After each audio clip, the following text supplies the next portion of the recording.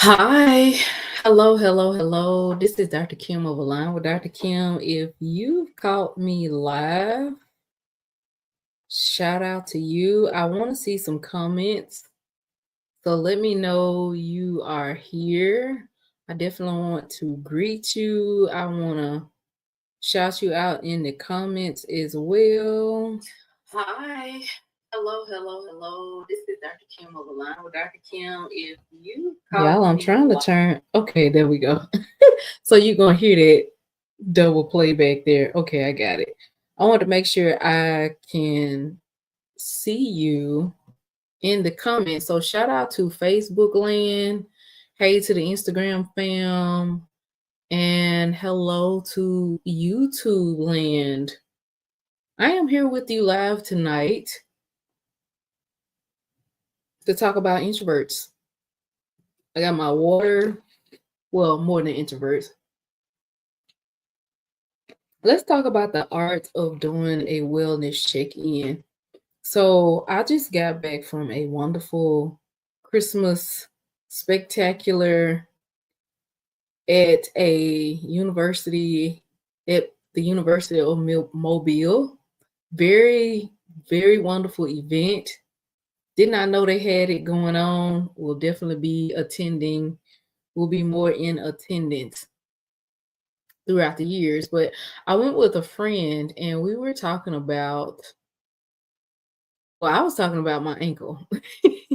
um, I am recovering from an ankle sprain, and we were both remembering different injuries that we sustained while we were alone by ourselves. And what a horrible thought that was.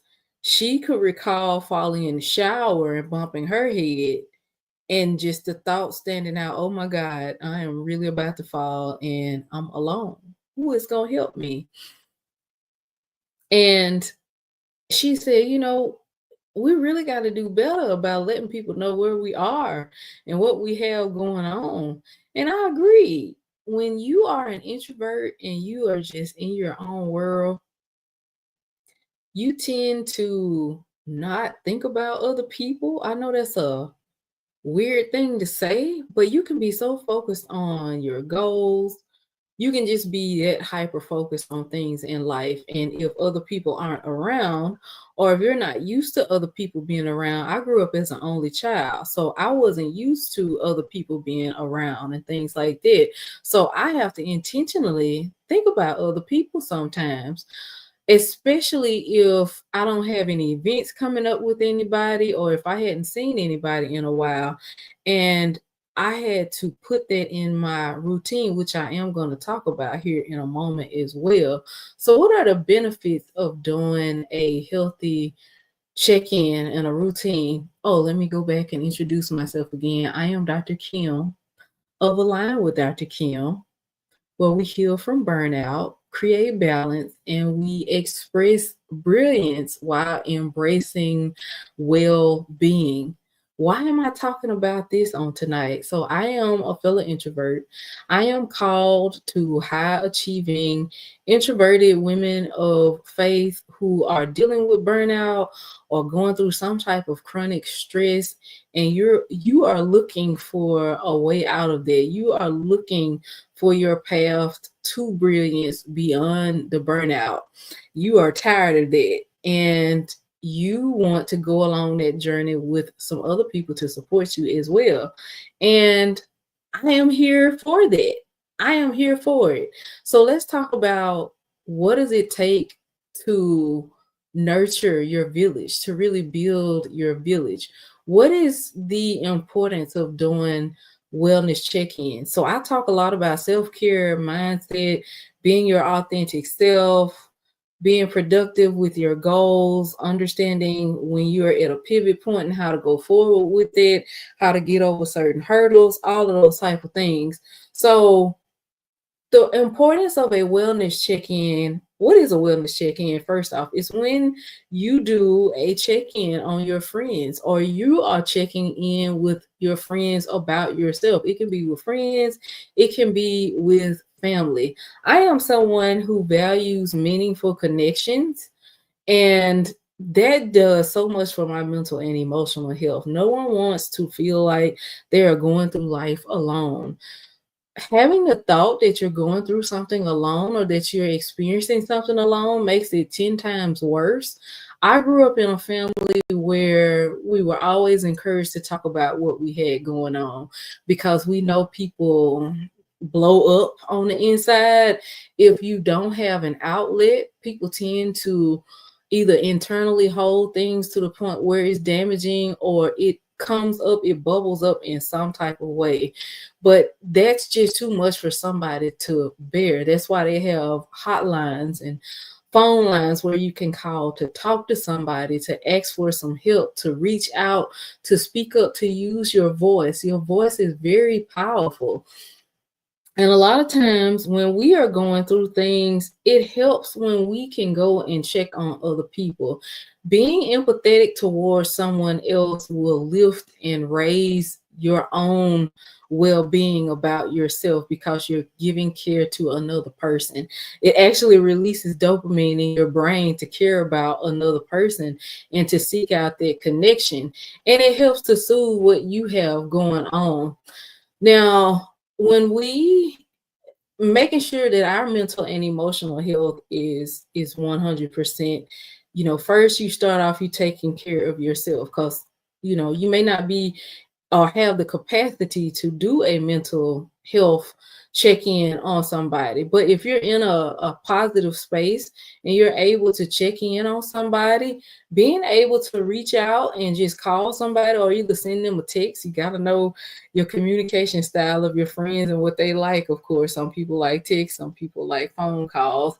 I'm kind of both of them, but either way, I've learned what respond. I may start off with a text message with someone just to reach out and say hi.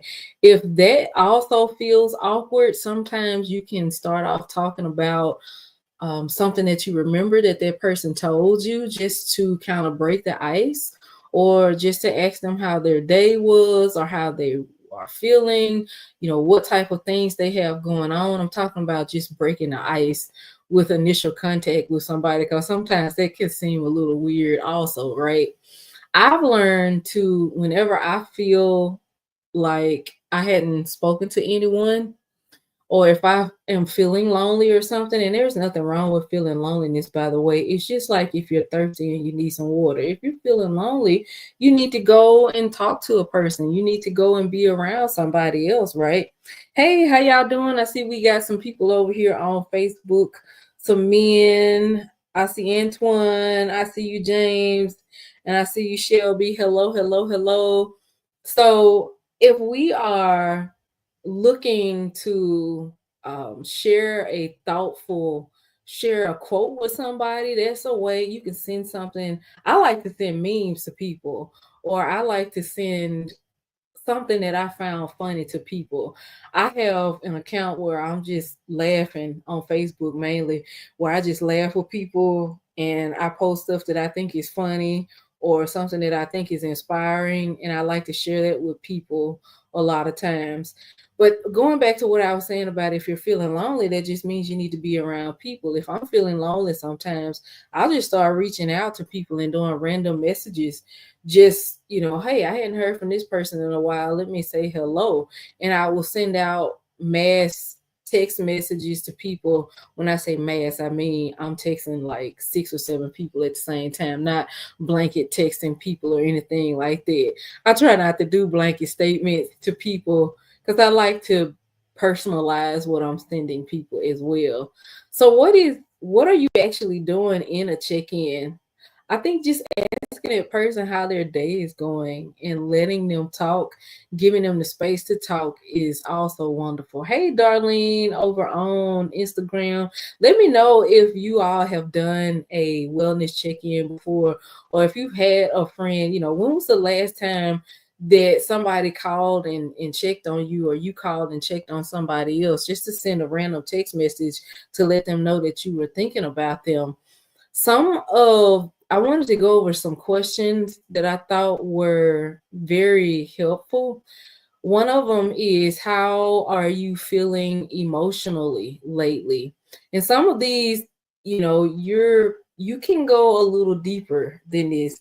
Some people may only want to talk about surface things, but I think a wellness check in is really to give somebody the space to talk about how they're doing, give them space to process. And like I said, you sometimes have to be at the capacity for this, and you have to have a level of empathy for this. For those of you all who are practicing your listening skills, if you're an introvert, you know that you can lock in on somebody almost to the point where you're staring them in their soul to listen to them. And that's okay. That's one of our superpowers as an introvert. But if you're doing it with another introvert, you know it's very satisfying, I would say, especially when both of you know that you're both introverted and you connect over things. It's like small talk doesn't exist between you two. It's more so of like you're able to discuss in depth on topics and really enjoy it. We're asking them about how they're feeling emotionally, what's been challenging for you recently, and just listening to the person and validating their emotions will do a world of wonderful things for them and for you as well. Because, like I said, being in that space where you can give to another person is practicing kindness to another person, and that helps you as well to know that you're doing kind things out in the world. And we know in the Christian faith, what we sow out into the world, what we sow as unto the Lord, it also comes back to us as well when we're able to do those things. And a lot of times, that's how it can be when you're doing the wellness check ins. You can also start talking about things that are going on with you.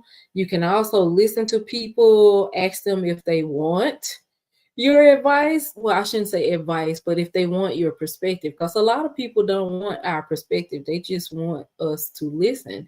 And that's a respectful way of doing that. That's one of the things that I learned here recently, just as an interpersonal skill. And I still don't see any comments. Y'all not talking to me. You can talk to me in here. I'm reading your comments as well. But shout out to you if you're a replay viewer. I do go back and read your responses also. Another question that I like is what's bringing you joy right now to get it out of being so heavy, to shine towards the light? What's bringing you joy right now? What are you believing God for right now?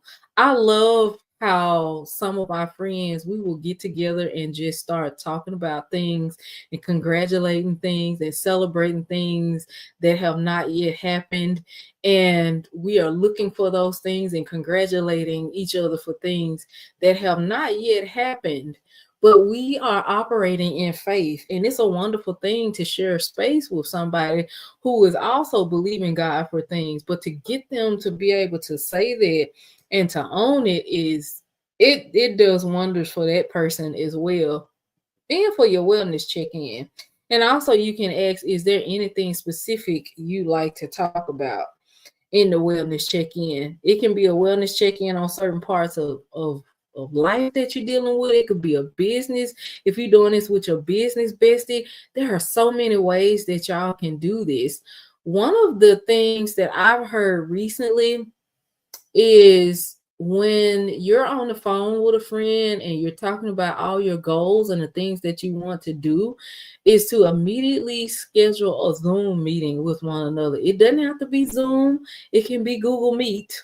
It can be whatever or however y'all FaceTime. You Apple people, y'all know y'all got your own what is it called? You got your own world. You got your own Apple universe that you do things within. I am not an Apple person. I am proudly a Google girl. I am a Samsung woman. For as far as I know of for right now, I'm in the Samsung universe right now, and I'm glad about that. I am. Shout out to Android users right now. We love y'all. Now, whatever mode that you want to, oh wow, they still didn't prick any of y'all. Y'all real quiet tonight. But either way, so whatever way you communicate, you schedule that Zoom meeting with your friends and you schedule time just to sit and work on those things. It's like a co-working session. It helps you with the accountability. It's like accountability in motion. It's like, okay, you say you're gonna do this, I'm gonna hold you to it. Let's sit and let's go over and let's do these things now. And at the end, it could be an hour, it could be 30 minutes, whatever time you have, and you get those things done and you're setting things in motion. We need people to accomplish our goals. We need people for soundboards. We need people for platforms. We need people for resources. In my growth and development, understanding that no man is an island, even when I was in clinic and I had my own private practice, I needed people, the right people, the right people. I pray for the right people around me, the people to do the things that I am not anointed to do. So I can do the things that are within my zone of genius. And I can depend on those people who they love doing those things. They're called to those things. It's innately built into them to do those things, to support me in so many different ways. I have come to appreciate people who do different services. That's on my vision board. I've already spoke that into existence. I will have people that are helping me, transporting me in places. I have people who are meal prepping for me. I have people who are coming to deep clean my home, several times a month, to prepare the meals for me, to plan out all my trips for the year, people to help me with planning out in my business for the entire year. Because not because I'm incapable, but because I am well capable, and I'm intentional about inviting amplification into my space, if that makes any sense. We can multiply and expand with other people. You need expansion people in your space. You need people that do more than just add. You need people that multiply your value and they multiply theirs around you as well. This is also another way of nurturing your village. So we talked about being open to having wellness check-ins with your friends. We talked about setting the Zoom calls or the meetings with your friends. We talked about having empathy in their space, and we talked about multiplying in their space and really inviting in people who can help you go to the next level, people who can help you zoom up to the top without you having to figure out, how can I pull myself up there? How can I do it? We do not have to do everything alone and by ourselves. And it can start with just doing a wellness check-in. You can sit down and ask yourself these questions as well. If you need to be in a space where you can give this to somebody else.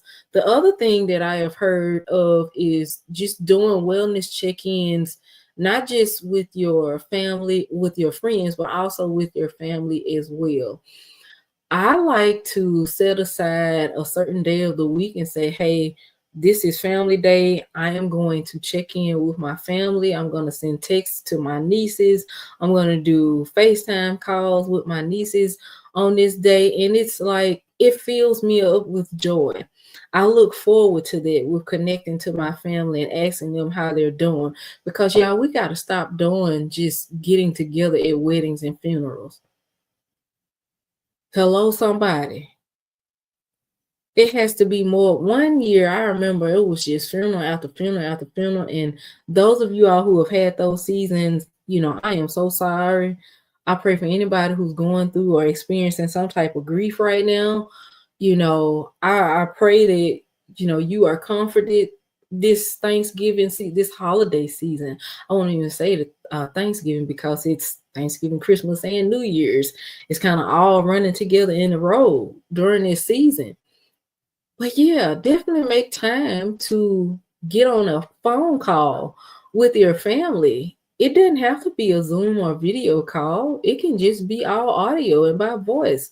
Nobody has to get on camera. Or if you're that type of person and you want to have fun and do something different, everybody show up in their own type of PJs and pajamas, and y'all eat cereal or whatever you want to do together. But coming together to ask how you're doing, to share what's going on well, what's working for you, what challenges you're having, and being able to contribute to somebody else in a space where there's love, that is amazing.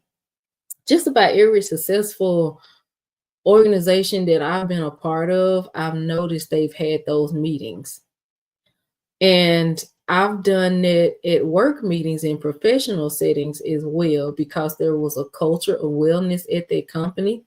And that's something, y'all, that's on my vision board as well for my future company to for the for align with Dr. Kim in the future when we're meeting and I'm meeting with my people. I want it to be more about the people as well because I will employ and I enjoy quality people. I love spending time with quality people and for them to understand that their well-being adds to the company. And as the person who has created the company, I want the company to add to their well-being. I want reciprocity. I really do. I want reciprocity in it. I want them to feel whole coming in, and I want them to feel whole on each and every level with those things. But yeah, those are some of my tips and experiences with doing a wellness check-in. Let me know if this is something that you're going to do. Tell me what type of wellness check-in that you're going to do in the comments below. And if this is something that has helped you or something that you want additional help on or something, just let me know. You can contact me in the comments. I will read your comments and we can take it to your instant message and talk about some things. But this is it for me on tonight. I've enjoyed chatting with you all, and I will see y'all in the next one.